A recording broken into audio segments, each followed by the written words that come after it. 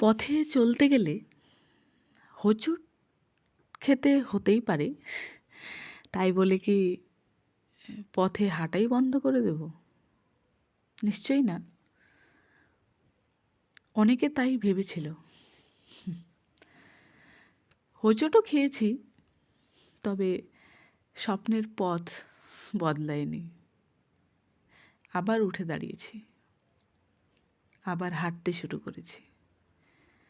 তাই তোমাকে বলছি, ভালো রাস্তার অপেক্ষা করো না, হাঁটতে শুরু করো। পড়বে, অবশ্যই পড়বে, হোঁচট খাবে, আবার উঠে দাঁড়াবে।